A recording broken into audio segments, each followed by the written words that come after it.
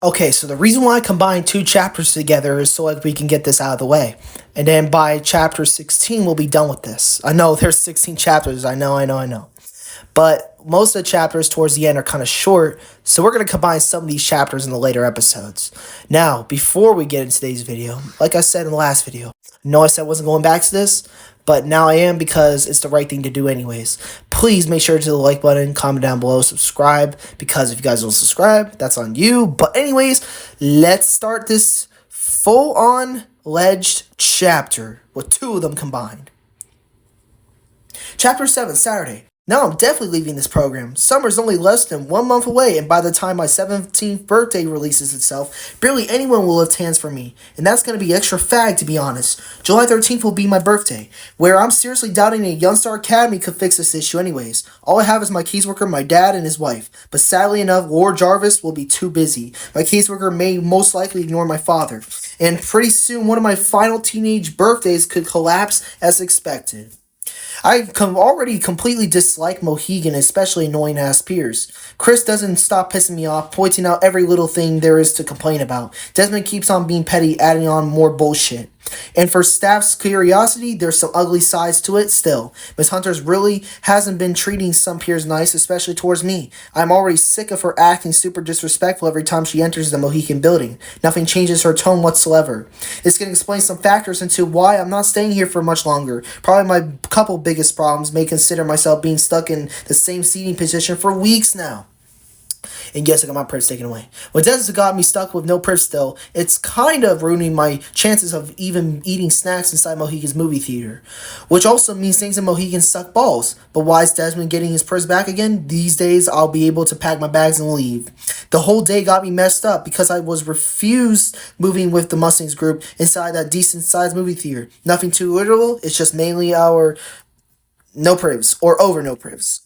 Everyone except me and Bentley stayed put. Miss Mac decided letting me and him inside her office would do no harm, and staying far away from other peers began relaxing. A couple of hours flew by, so Bentley and me returned on back on campus, staying straight tight and quiet while peers being finishing their responsibilities cannot have done total annoyance if Chris wasn't nitpicking every little thing.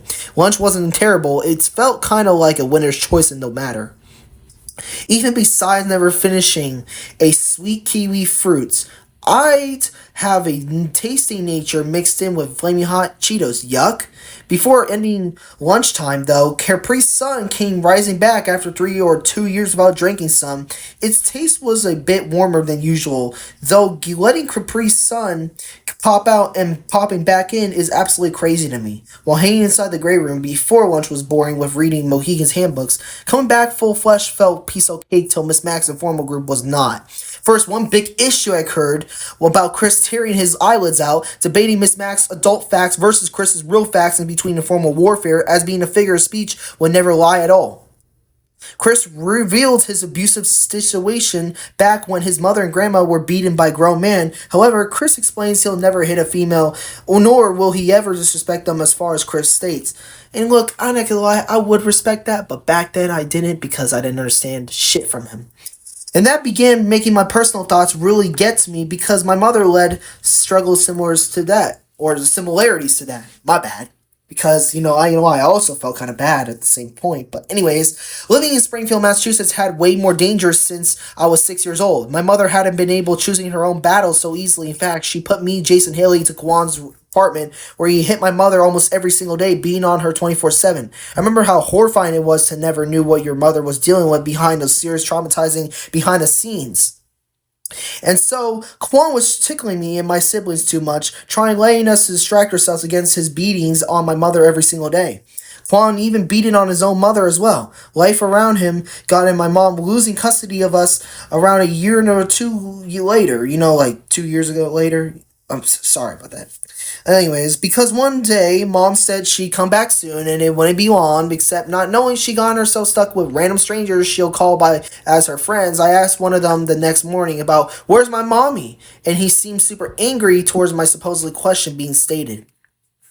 DCF back then did exactly pick me up, or eventually picked me up, sorry for saying that wrong, and my younger siblings, though not knowing whenever or wherever they'll place me next, didn't mind myself so badly because we were dropped off at Colleen's around close to nighttime. Yes, it was my only chance with Jason Haley's relatives known as the Kellys. Still, crying for my mom had totally backfired. Was my mother keeping sinister secrets all living through her past history? It took many hints slowly more and more as my mother's visits went fast quick. She would first mention Dad around 8 or 9 years ago. One day I asked my mother potentially about this big secret she was keeping behind closed doors, not willing to tell everything. Who was my daddy? Your dad, my mom asked as she played stupid Cupid. Yeah, my mommy, who's my daddy? I asked her again. Well, your daddy was very excited to meet you. Hear that? Was very excited to meet me. Very strange, although I never realized until 2021, it took me from 2015 to 2021, the year 2021, while trying to crack my mom's code, hadn't changed her secret agenda. Now you know where this leads to. To find out more, begin reading more chapters. I promise you'll not be disappointed. Chapter 8, Sunday. No matter what I try doing for these Mustangs, they're always never respecting me, my bad, day and night. It's stupid whenever mass jokes have comedy, but like everyone thinks mine are annoying or some shit. Let me get this straight. Since when does picking favorites have anything to do with Matt? I'll bet you 100% from where I used to be at didn't treat me the same as Mohican did. The last placement wasn't temporary, but even with all that drama floating across middle lane, no one denied for long that I wasn't a good fit in Glenwood Behavioral Health, especially after all of my times admitting I was sorry. But Mohican Youngstar Comedy does things completely different. Instead of becoming the star of the show, it's literally somebody else who's going to take your place. I'm still not understanding why people just don't overlook my talent, or look over it, rather than Matt's everyday comedy win-win. Bentley's been a little brother to me. He's always sticked up around being stuck with myself whenever I ranted off the walls. Bentley even admits calmly all this time going through, taking Eli's place to another level. So, I haven't even talked about Brayden lately, so let me explain where his situation is remotely targeting him. Yesterday afternoon, Chris and DeAndre discussed during an informal group that Skylar's pillow sheet was never washed for 3 weeks. Am I not right, DeAndre? Chris states. Yeah, Miss Mac, Skylar makes our room stink, speaks DeAndre for obvious reasons. Miss Mac got on Skylar for stinking up.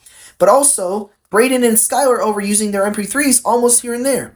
That must have pissed them off too, or pissed them both off. So, basically, cuz going out in a flash around or close to 6:30 p.m. behind Mohican's back door begins super controversial. Brayden and Skylar were sitting face to face on a stone bench, looking pretty unhappy. Seeing it from a distance made me go walking up to them. I go on playing at new school until Brayden asked me his concerning question stating, "What did they say about us? We just want to know." Somehow, me thinking and explaining to them about certain peers saying they don't act like higher phases was about private consent, but I intentionally snitch anyways because that's what rocks apparently at Mohican, which it honestly doesn't if I learned from the future. Skylar getting worked up over Chris made total sense towards the end. Skylar confirmed he's been washing his pillow sheets. Second, Crispy making these let me phrase that. Their rooms stink by passing gas and lying about it. And yeah, he was a liar, but it doesn't really matter, does it? I guess Chris waving his farts towards Skylar kind of makes things hard for himself generally, and Brayden being a Mohican for over 11 months straight is taking accountability on Brayden's radar. Now here's the problem. I really ain't no one's side, and on no one's side at this very extent. Why is this an issue? Everyone's doing something problematic on the dot. We'll all admit things here and there until some or the rest of us Mustangs won't do accountability, then it's somebody else's problem. I'll admit, I have done things in my lifespan I just don't feel proud of, with certain past dramas such as friend group blowouts, summer wrecks, getting charged for many incidents, and regretting the choices I make within Mohican Youngstar Academy. Now I gotta wrap this up, guys, because I ain't gonna lie, I gotta go to bed. Because I need to wake up and start getting fresh, or refresh in general. But yeah, lately, Mr. Keemer hasn't been giving me enough journaling. Oh, hold up, guys. As a matter of fact, hold up. Motherfucker, can't use the bathroom. Get that train of thought. Give me about 2 minutes. You'll be good. 2 minutes? I'll use it upstairs then. No. Just wait. Stand here. Why? Because I'm almost on my podcast. Give me 2 minutes. Stand there. No, just wait. Just stand there. Got you, bro. Sorry about that, guys. You guys use the bathroom. I've been making most of my videos here in the bathroom. Sorry. So let me just rephrase what I was saying. Lately, Mr. Keemer hasn't been giving me enough journaling during pastime, or the bedtime routine, as you can say. Sorry for starting right there. Maybe because wasting my entire days past 10 o'clock p.m. at nighttime's core wouldn't allow Mr. Keemer's job to affect his career without a doubt. Yet so many peers have been too loud to even understand my bigger pain scale. Wasting each chapter for a majority of the day wouldn't be such a hassle if Mr. Keener wasn't working night shift at all. The last note I would like to put here in ending chapter 8 would be that my father finally has called me on Sunday night around 7 p.m. As I look over, see the chapter's about to end. He asked me, "What's going on, son?" And I told him I only had 5 minutes to talk because of myself being a lower phase, so Dad seemed considerate about my rules I had to follow. But further more into our conversation, I really thought my own father was going to be petty when I stated the fact that, "Well, Dad, my caseworker only answers around 8 a.m., 9 a.m. sharp, and 9 a.m. to 10 a.m. It's kind of rare." Dad seemed to agree, thank God, and now there's a plan for him to come visit me either this Sunday or the next Sunday after, which hopefully goes all according to plan, and pretty much, yeah. And I know I keep stuttering through this thing, guys, but my boy has to go take a shit, you know what I'm saying? So next chapter is going to be longer, just saying. Now, as I walk out and charge my phone, please make sure to hit the like button, comment down below. Oh, he's not here. Well, damn, guys. So anyways, that's the end of the chapter. Okay, like I said, make sure to hit the like button, comment down below, and subscribe. I don't want to repeat myself over. So there you go. But anyways, peace out. Gotta go. And follow me on Instagram on Money Heist Little 15. Yes, I got it right. And yeah. But actually, Daniel has something to say. Or if he doesn't, that's cool. He doesn't really have anything to say right now. But yeah, basically I'm moving on, going on about, and yeah. But even though this is an 11-minute podcast or chapter, just let you know the next chapters that are coming up are going to be insane. You will believe me, they're going to be insane. Because you guys are going to love them to pieces. I'm going to get everything done with as fast as I can so we can move on to the next book. Because I don't want to keep going on the cycle. I had to record 5 chapters, or 6 of them in total, because of chapter 7 and 8 combined, you know what I'm saying? So yeah, I'm basically doing this for my good. And peace out.